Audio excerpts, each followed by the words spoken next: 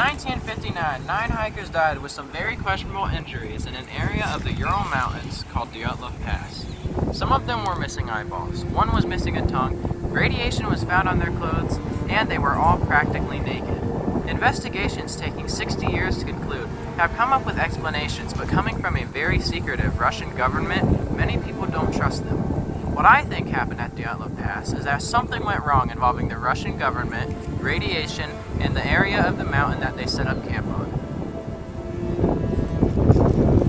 Dyatlov Pass is in an area of the Ural Mountains well known to UFO hunters as the Permian Triangle, and it is well known to scientists and the native peoples as being anomalous. So when strange injuries like those sustained by the hikers come into question, background knowledge like this can make it seem suspicious. The Dyatlov Pass incident also happened to be in the middle of the Cold War, while the Soviet government was still running strong. It is well known that the Soviet government liked to be very secretive and cover things up, so it is very likely that they may have covered up important parts of this case. The 9 people involved in this incident were Igor Dyatlov, Yuri Doroshenko, Lyudmila Dubanina, Alexander Kolovatov, Zeneta Kolmogorova, Yuri Krivonishenko, Rustem Slobodin, Nikolai Thibuks Brignol, and Semyon Zolotaryov.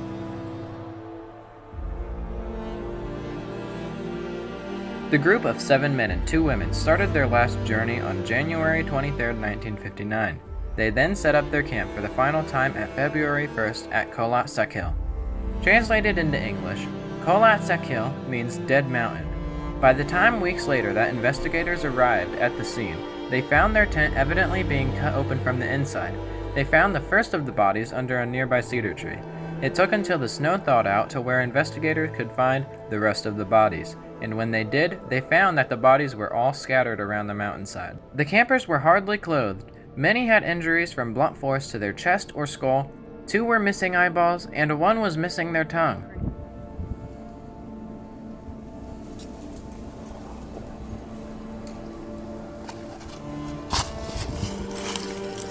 It was not until 2019 that the case was reopened and concluded by the Russian government. The Russian government said that the hikers died to a slab avalanche and hypothermia. While it is true that a slab avalanche would account for the injuries of blunt force to the skulls or chests of the hikers, that doesn't account for the missing organs or the radiation found on the clothing of the hikers.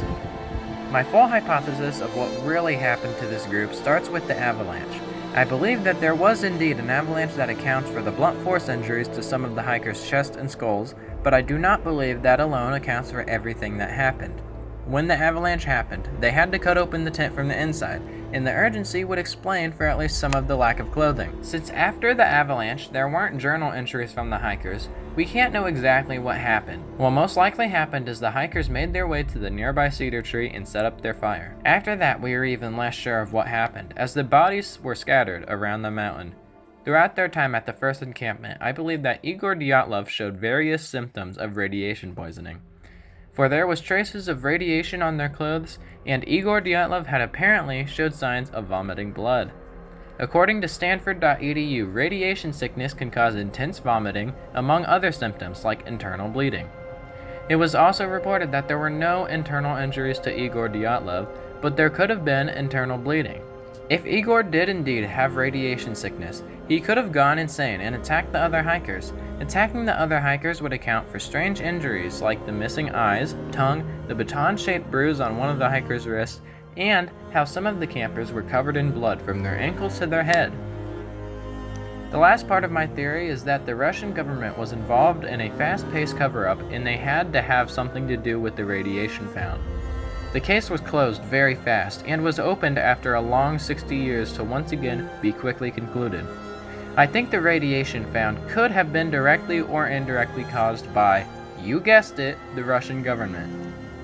The group could have traveled through a test site for something involving radiation, which to me would seem like the most likely option, but they could have also been part of an experiment to see the effects of radiation combined with the sub-freezing temperatures for the Russian government.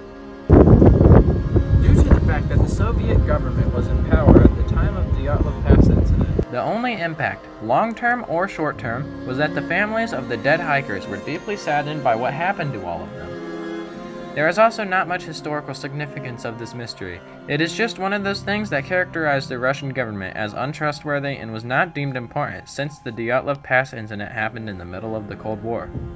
It is very likely that we will never know what actually happened in the Dyatlov Pass incident.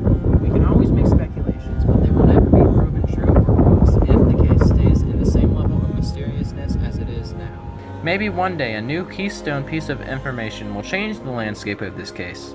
But, as of now, we are at a dead end.